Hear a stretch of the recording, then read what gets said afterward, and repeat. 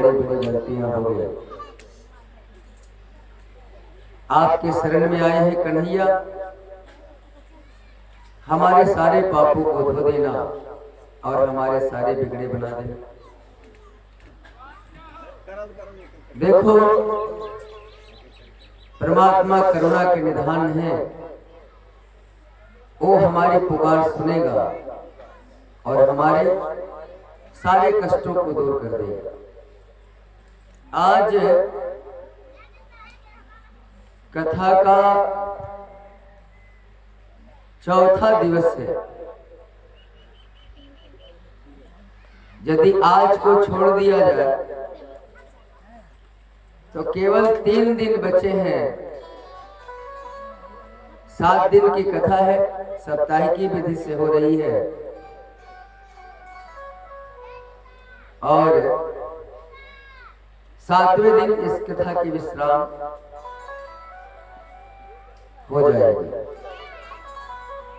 सारा समय हाथों से निकल गया, देखते देखते सारा समय हमारे हाथों से चला गया और बहुत लोग सोचते रह गए, अच्छा कथा में आज जाएंगे कल जाएंगे।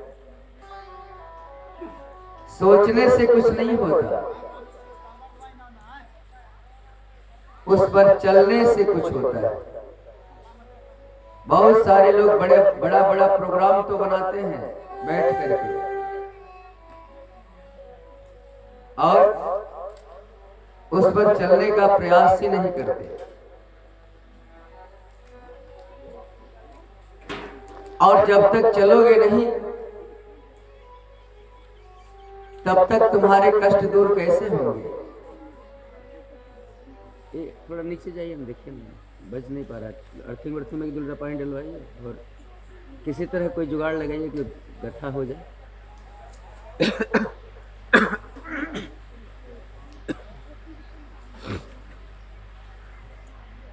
आवाज को खींच रहा है।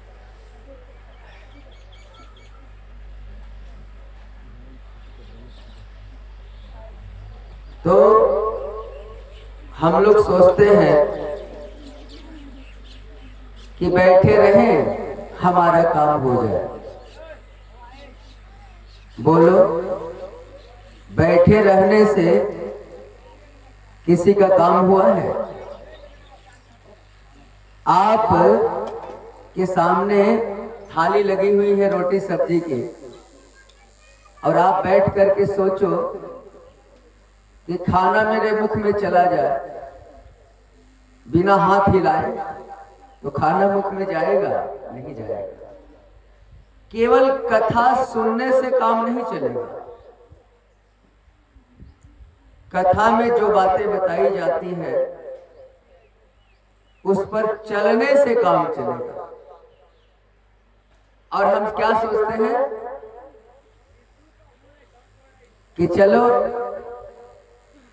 कथा में जाएंगे और सारा पाप कट जाएगा। कथा में जाने से,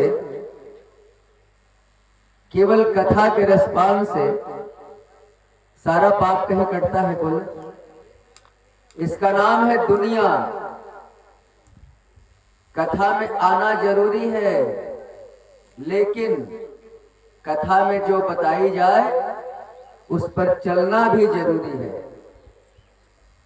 केवल कथा सुन लोगे तो इससे क्या होगा? बोले, कुछ नहीं होगा।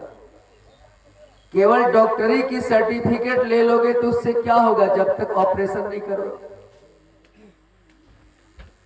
हम लोगों की सोच गड़बड़ हो गई है,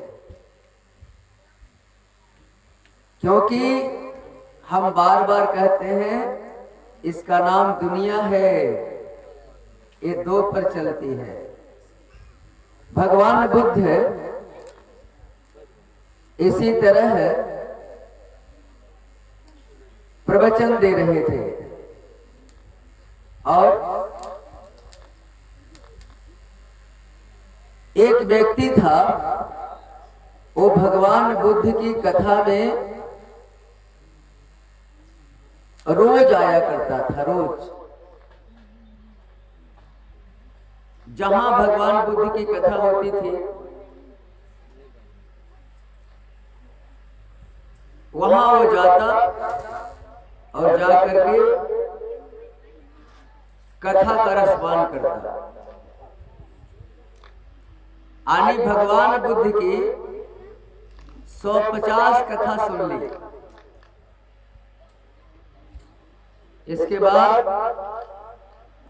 एक दिन भगवान बुद्ध से वो व्यक्ति मिला। 100 कथा सुनने के बाद जब सारे लोग चले गए